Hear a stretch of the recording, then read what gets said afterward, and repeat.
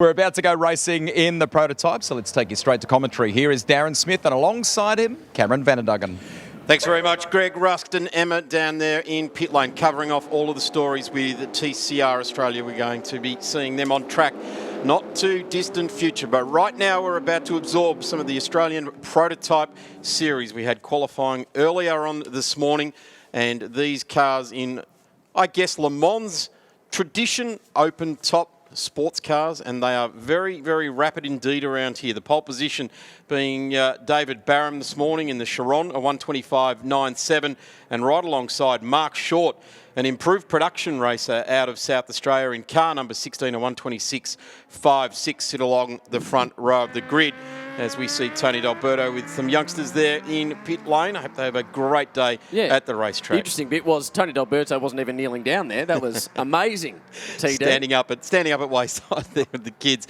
Mark Lauke, the fourth spot on the grid there in the number 55. Multiple champion in this class and a veteran in motorsport terms. Daniel Gonzalez to Peter Padden. Watch Peter Padden in the number 68, the first of the radicals out there. Chris Perini, who was blisteringly quick in the radical qualifying earlier today. Jason Macris out of position number 8, last year's champion.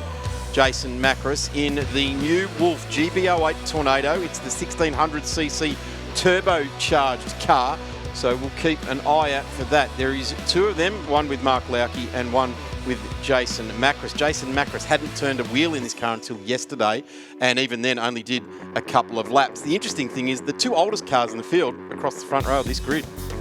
We continue to see the SR3 radicals out there. A bit further down the grid is Zig Furmeister, Claire Medland, Stahlbaum and Whiting rounding out your grid. We're not far away from race 1 for the 2019 Australian Prototype Series. Barham and Short on the front row. Got John Paul Drake, looks like they're waving his arm in there in the black and gold car on the second row of the grid. Not sure what that was about. He's pulled his arm in now. He's looking down at the dash. Let's see if we get away. He's certainly withdrawn his arm and gets away from the grid there as well. We've got a couple of radicals that are not getting away nicely. They don't like the standing starts. Very small clutch mechanism on those cars. They prefer the rolling start, which they will have later on in this weekend as part of the Prototype Championship, but it's the Shannons of David Barham that just jumps away. Mark Lauke going wheel to wheel with Mark Short, the two South Australians with number 55 and number 16 there, trying to get on with it. Interesting conversation there with Mark Lauke this morning is that they haven't even actually got enough spares to tune this car properly to the track. We're just watching it bobble around. He said it's set up for something, like Spa, a beautiful, smooth, super freeway. Our tracks just aren't like that here in Australia, and he's really struggling. He says his teeth are being rattled out of his head. He thinks he's got a thought pattern and it gets rattled out of his head as well. But Mark Lauke, a very, very strong competitor, even going off onto the dirt a little bit there. Barham already 1.1 seconds up the road. I think Short might have a question to answer for that start. I was watching out the window and there was a slight movement as he starts to pressure the rear of the 46 of Barham up in front. Short looks to the inside. I wonder whether he just propped himself up and that cost him on the start, but there was definitely movement before the red light went out. So Barham leads from Short, Lauke, then Drake, Macris, your top 5. Look at the way this Shannons is just rolling over the top of those undulations around the top of the Sydney Motorsport Park layout. He's just got it set nicely to be able to ride over that. There's one of the 2-litre Wolf GBO 8CNs versus the Tornado. The Tornado is this bright yellow and black car, and the one behind him, the green one, is the normally aspirated car. So turbo, and a 2-litre normally aspirated outfit, and that is what we're seeing Jason Macris doing in the number 44. Getting a little bit impatient behind Macris at the moment is Daniel Gonzalez, and Daniel has not been in this for a long time, but he's in a GBO8 Tornado, so absolute current spec equipment, and doing a good job. Gotta like the gold Hot Wheels on the side of that number 66, don't you? It's exactly what you played with as a kid, isn't it? A little sports car. What do you mean as a kid? I still do. That's what happens when you've got a 2- and a 4-year-old. I've got more cars than them, I think, as we continue to watch the racing unfold. What's really interesting about these cars as well, Darren, particularly around the Sydney Motorsport Park complex, as Short does get that 5-second penalty. I think that will be as a result of the start moment. So a 5-second penalty now for Mark Short. But just to mention, that turn 1 here, such a high-speed turn. Mark Lauke with a 5-second penalty too. Well spotted there as Barham continues to put down PB sectors, and Short very quick through that middle sector. But with the aero on these cars, as we see Drake now with a 5-second penalty, so race control very busy just above us at the moment as Barham pushes on with it. But that aero on these cars is a spin there for Drake. And he's got a flat. He's got a flat. And I would not be taking any further part with that before you tear apart the back of your new car there, JP. Had a big charge at it last year, and that is not how we wanted to see race 1 of this season taking part. Of course, Hankook on board with the prototype series this year. And, very, very wide there as well now for Gonzalez.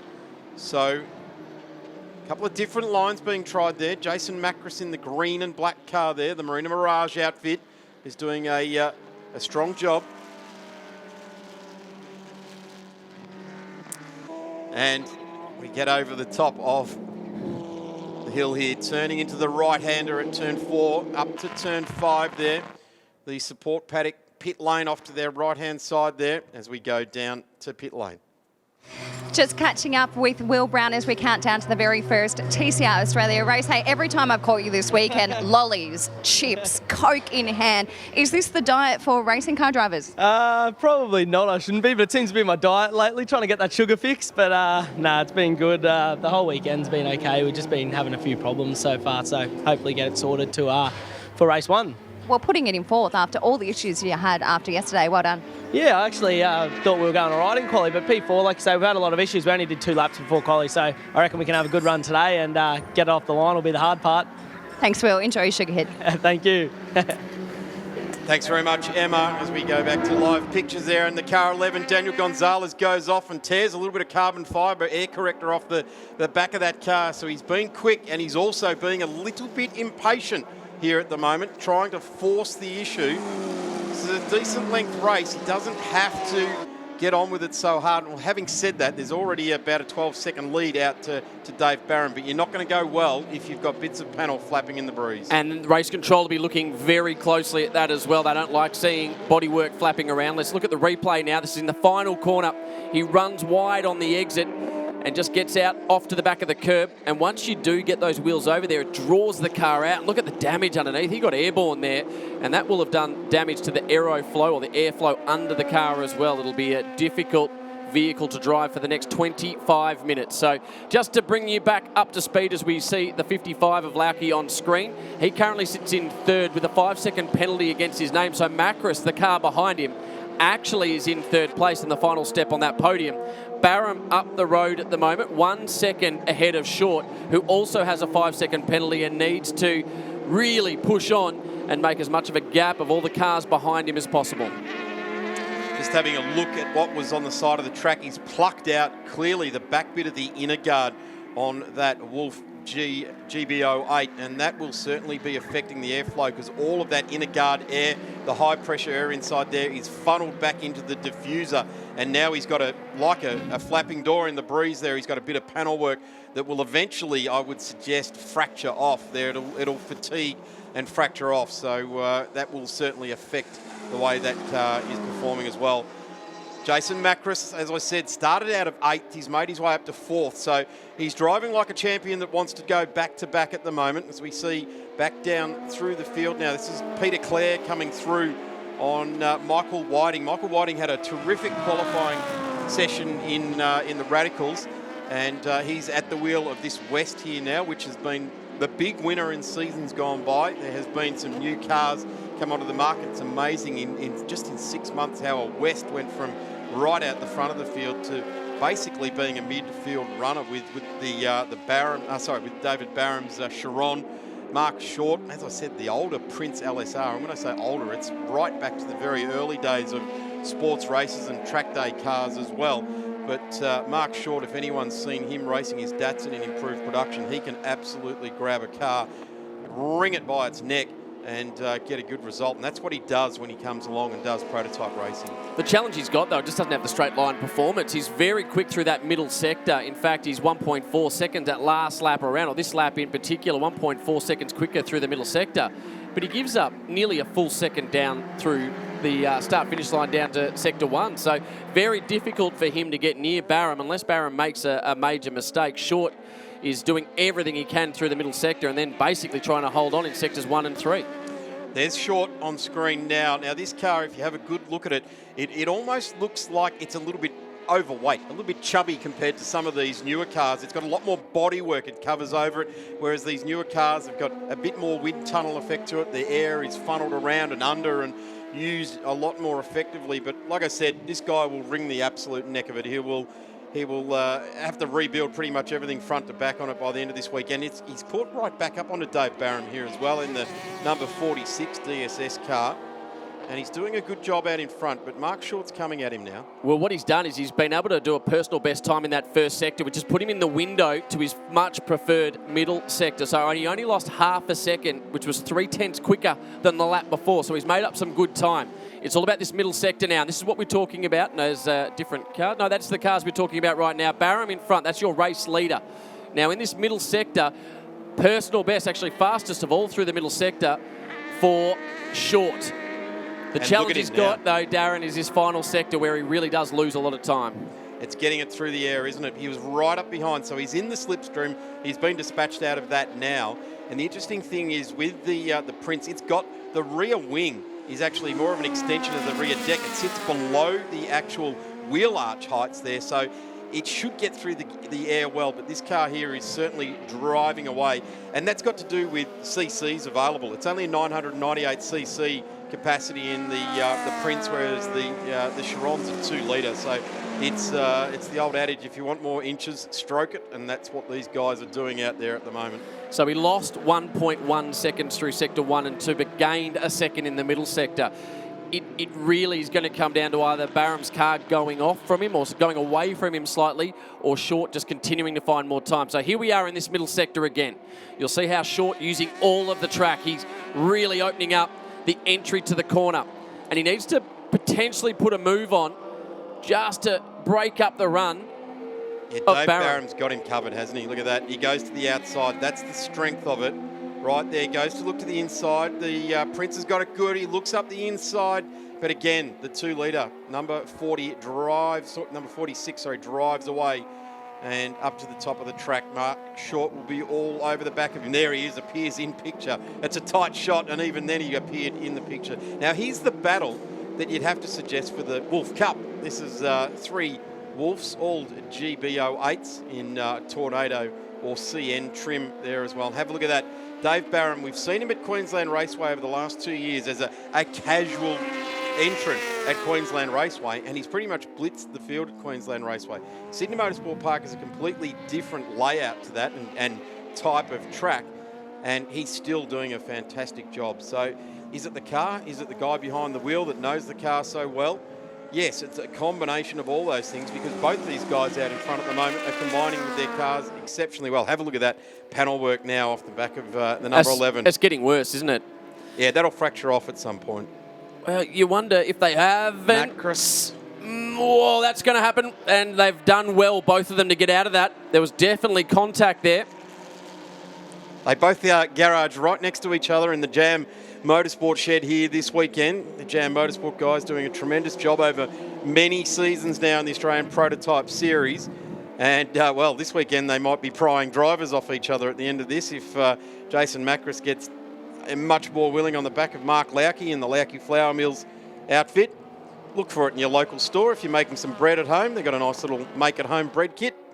Here it is again. The Marina Mirage car comes down the inside. Mark Lauke actually made a mistake there. So he gathered it all up. He squeezed him on the exit too. Now, we'd need to see multiple replays because I don't want to have a driver come barging up into the commentary booth later, but he did run wide on entry, Darren, and I looked from that camera angle like he squeezed him on the exit. Mark Lauke will have appreciated that. He doesn't like to make a mistake, and if he does, he likes to be told, you've made a mistake, I'll take advantage of it. So an absolute gentleman with his helmet off, but a fierce competitor with his helmet on, as is Jason Macris. And off goes John Paul Drake. Sorry, no, it wasn't. Was that Gonzalez again, was it?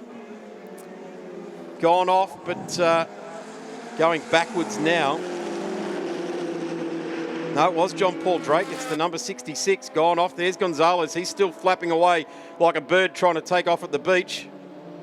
like a seagull. Where's the chips? Live pictures again now. Here's the car. Sorry, this is the replay again. Yeah, it is JP. And he's just avoided the inner guard of Gonzalez as well, and airborne. That would not have been fun at all. For Drake, he's already come back on after that flat tyre. So he's having a torrid race today. 17 minutes, 55 seconds remaining. You're looking at the battle for third place. Lauke with a 5-second penalty, so he actually is fifth in this battle right now. Macris is third. So as long as Macris stays there, he will hold the final spot on the podium. And with these two drivers 22 seconds up the road, I would suggest, unless there's a drama for one of those two, then Macris will be holding down third place. Some good lap times as well. These guys are still pushing out. Best time is a 1:28.0, now at a 1:29.1 and a 1:29.11. So last lap around, Mark Short was quickest. Macris up the inside again on Mark Lauke. These cars should be pretty well evenly matched down here. Lauke in the turbo, Macris in the 2-litre normally aspirated, and Gonzalo's in the turbo there as well. He's got a parachute flapping out the side of the car. Looks to the inside down the straight here at Sydney Motorsport Park. That's a brave move, and he's going to run wide as a result of it and loses a bit of ground on reigning champion, car number 44 from Marina Mirage in Queensland. Jeez. Gonzalez went skinny on entry there. That really compromised his run through the exit. As we see now, the middle sector, the strong middle sector for Short. He's closer than he's ever been in this race, in that as they got to the end of Sector 1, it was only 8 tenths the gap. It'll be well and truly inside a tenth as we get to the end of Sector 2. But realistically, Darren, unless he can get by in Sector 1, he's not going to be able to make the gap that he needs in Sector 2 to be able to hold the lead by the end of the main straight. It's interesting stuff, Cameron, because I think this is going to be what we see in TCR as well. There's going to be some strengths and weaknesses of different chassis and how they're set up, and I think the Australian Prototype Series is sort of setting up our day for how this is going to be. Like, it's not everyone's got the same, everyone's got exactly the same. They're all within the rules, but they're all a different feature of car. We're closer again. 7 tenths at the stripe that last time around between Barham and Short. So he's just creeping ever closer, lap after lap, as we go back to the battle of Lauke, Macris and Gonzalez. Gonzalez really dropped off the back here.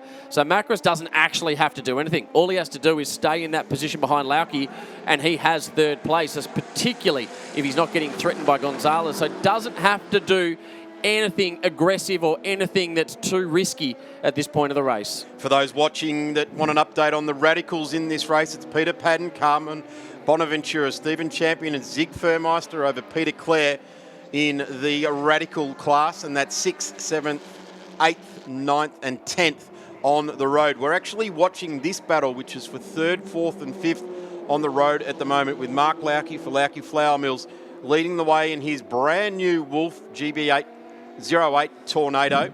Right behind him, his teammate in the same sort of car, but it's the NA outfit. Down the inside again, Mark Lauke just taking his line. A little bit like Jack Brabham there. I see what you're doing, but I'm still going to take this classical line around here. I think he just needs to be, if he actually wants to get this move done, Lauke's not going to give it to him. Macris just has to take it. He got to the inside before. There may well be contact. That's the challenge. Lauke's saying, if you want this spot, you're going to have to earn it. And Macris just not comfortable with it just yet. So the gap back at the front, backed out to 8 tenths, but really it's this battle between the 55 and 44 for track position. And for those of you just joining us on the Shannons Nationals live stream, Lauke, the car number 55, the yellow entry, has a 5-second penalty. So technically, he's actually behind the two cars that are behind him on track. Got to apologise. They're both the turbo cars. Both Lauke and Macris are in the turbo cars. So the 1600cc turbo car, Peugeot-powered cars. So they are in the same equipment out there at the moment. So this is a real battle up the inside. Macris is going to make it stick. Lauke understeering mid-corner, which he's done for about 3 laps in a row now. That may be part of that conversation I had with him this morning, where he couldn't get the front of the car soft enough, so he's bobbling around and pushing him wide. But Macris has gone through and immediately put 6 or 7 car lengths on him. Macris, he was a lot more determined for that position, then didn't pull out of it. He committed wholesale early on. And look at this. Here comes Gonzalez. He's in the battle here.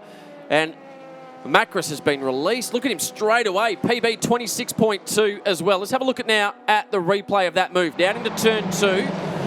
And as we've seen a number of times, Lauke gets wide, and this time Macris made sure that he was well and truly alongside and got the job done.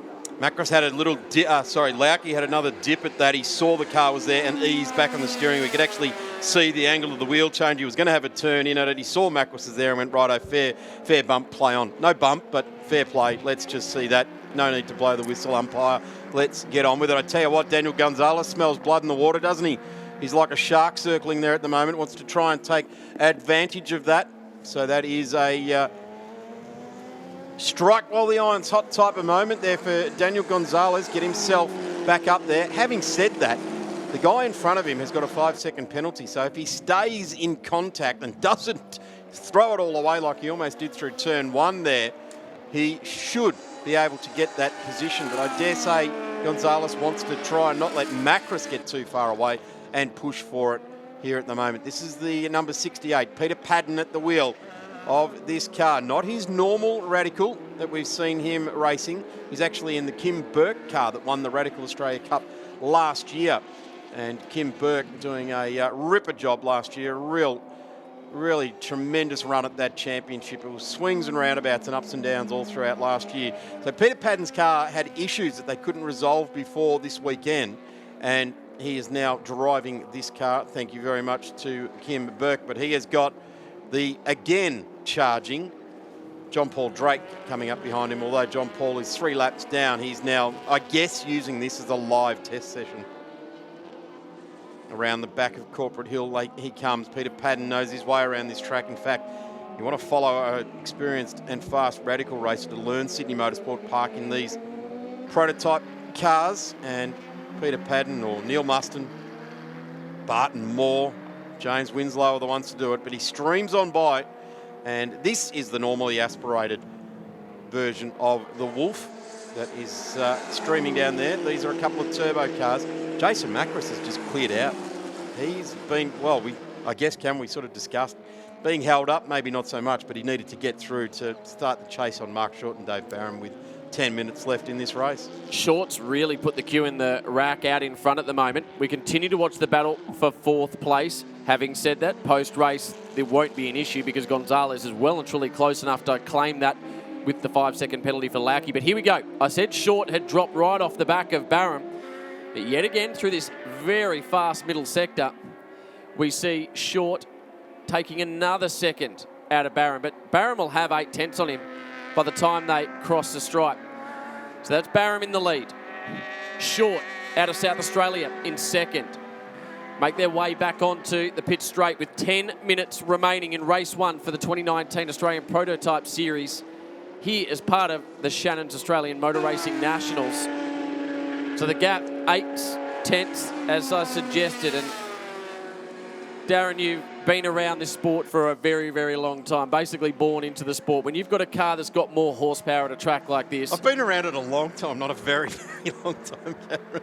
You've been around a very long time, Darren. Righto.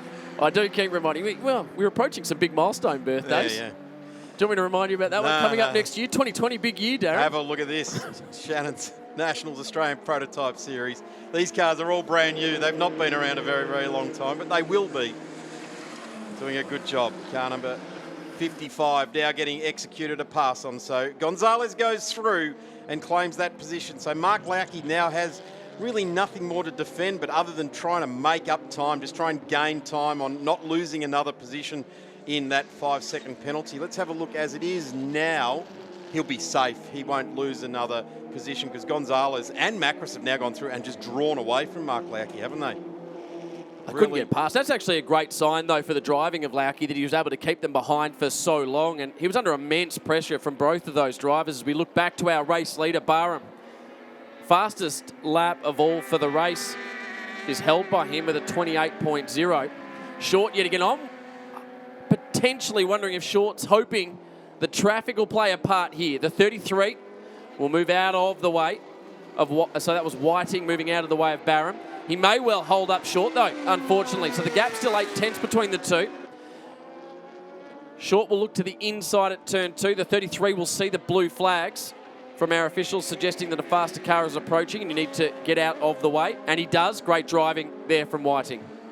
Michael Whiting's having a really good weekend here. Qualified well for both classes he's racing, and of course he's racing in the Radical Cup Australia as well as the Australian Prototype Series, which I think is a fantastic part of the Prototype Series, is you can come to a big national race meeting like the Shannons Nationals and enter your car across the weekend and get just so much racing that you need to have a nap in the middle of the afternoon before you go to your 50-minute Radical race, which will round out today's program as part of the Saturday race day on the Shannons Nationals.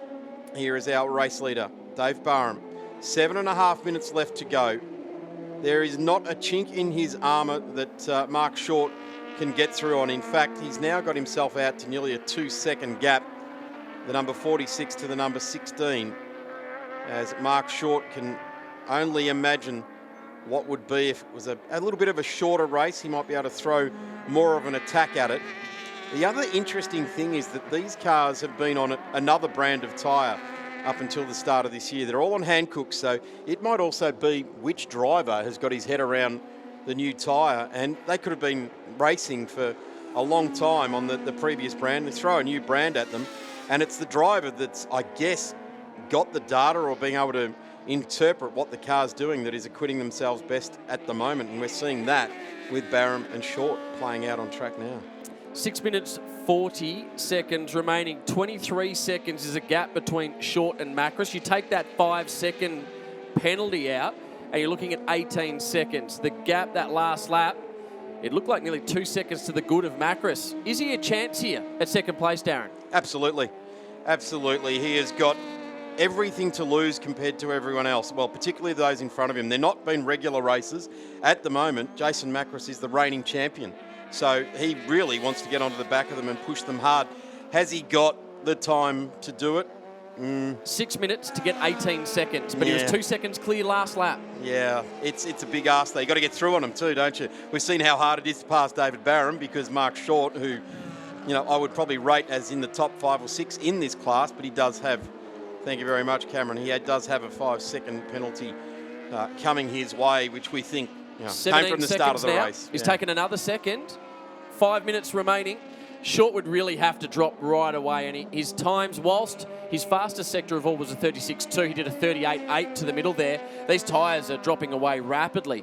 Macris saved his tyres. He conserved them for a long time behind Lauke, as we see a spinner there. That's Bonaventura. Carmelo Bonaventura will have really torn up the tyres there on the Radical. He's got a race coming up this afternoon, a 50-minute race for the Radical Australia Cup. Here he comes, Peter Padden right in front, and it's the first time Carmelo Bonaventura would have been as close to him there. That's not a nice way to spin either when you got a flat bottom car and you get wheels up off the ground there. No harm, no foul, except for there'd be some tyres that will feel like he's driving on 50-cent pieces out there at the moment. Here is a guy that is driving on a set of tyres that's lasting very well indeed. Car number 46, Dave Barham, out of Queensland. A sometimes competitor on the prototype scene, but a many times a winner. And by that I mean he only ever competed at the local rounds until now in Queensland. And have a look at this. If this is not a motivation to set yourself up for a championship hunt, this is a very big display. The gap's now coming back. Cameron's watching those. That's 12 seconds now, Darren, between Short and Macris. I reckon so 7 seconds. This if is you close. Take the 5, yeah. Yeah. So we're getting a lot closer for that final spot as we watch again our race leader. And he's got this one well and truly under control. And you can see Short has dropped away massively. A 39.4 to I think Short might have an issue. There might be an issue. He's dropped significant chunks of time now at 28.2. So he lost 2 seconds in the first sector and lost nearly a second in the middle sector. And it's now, with the 5-second penalty included, let's have a look as soon as Macris goes through the start-finish line, which will be now, or about to be, very shortly. We'll take the 5 seconds out. We're watching for Macris. Barham still on screen. So Macris now goes past us. The gap, 14 seconds. Take the 5 out. You've got 9 seconds now between himself and a potential second place. So Macris, with 3 minutes 20 to go, If Short's got a problem, he will be second. He will be, yes, he will. But we've still got 3 minutes left to go. And as you said, Cam, you pointed out the charge from Macris and the decline of Short. Those indices going to intersect. Are those axes going to intersect? So we'll see how that works out. So just to give you an idea, Short is now, he was a 10th off Barham through the middle sector only 4 laps ago. He's now 12 seconds off the pace here. So this is the driver I'm talking about, Macris. He was stuck behind Lauke for so long in this race and finally got through, and now Macris pushing on. 2 minutes 40 remaining. 12 seconds, 12.7. We'll wait, though, to break this middle sector. In defence of Mark Lauke, though, he was racing, and the guys have got to find a way past, and that can be frustrating for guys behind, and you can sometimes see a mistake when they're trying to get through. The gap again coming back. So Jason Macris now. This is the car we're watching, the man on the move. Last year's champion for Jam Motorsport is pushing on very, very hard indeed. Starts the long drive down the Sydney Motorsport Park front straight, the Brabham straight, and the number 44. What's the gap now? Now 9.7, so another 2 seconds out. We've got exactly 2 minutes to go in this race, so you'd have to suggest 2 more laps will see us out, and that should, on the sliding scale of the last few laps, bring Jason Macris into the second spot in the race on corrected time. So looking also then is Gonzalez. No, Gonzalez is not a chance in this, just not enough time. As we see, Macris ranging up onto the back of Whiting. Whiting's been good with the traffic so far. He should get out of the way if the blue flags come through. This is not what Macris needs, though. He needs to clear the driver in front, costing him time. Whiting now clears out. Macris gave him a clear indication too. He had the Le Mans flashes on. He was letting him know it's out of your seat time, ladies and gentlemen. This is a good run of the checkered flag. They were a sensation throughout last year, the Australian Prototype Series. They snuck up on us last year and gave us some of the best racing we had across the Shannons Nationals, and it looks like they're going to do the same in season 2019. Some really strong racing, a lot of new cars in this championship. I guess the really interesting thing is some of these just off generation cars, which are still fast, if we could get some of them back, there's going to be 25, 26 cars that come later on in the season in the Prototype Series. Is the checkered flag ready? No, it's not. No, we've got 40 seconds to go before they'll start to bring the checkered flag out. I think Macris is through. Macris should be done. 6.1 seconds. We'll find out shortly. He'll break the beam. 4.7 seconds. Macris is now officially in second place as a result of the 5-second penalty on Short. Have a look at that big steer there. Carmen Bonaventura has been pretty loose all this race. He's just sliding around through the back of Corporate Hill there and coming out of the hairpin now to run up the hill. He's got Stephen Champion and Peter Padden just up the road. It's Champion that's just in front of him in the Melios Rendering Quality Finishes car. Looks to be a little bit tired there too. The head on the shoulders there, just bobbling around a little bit, is always a very clear indication in these cars that can pull high G-forces that drivers getting a little bit tired. You see it with some Formula One drivers on some of those street tracks as well. Their head starts to get, their neck starts to get a little bit tired with the weight and the G-forces on the helmet. And get it very close. Checkered flag being readied.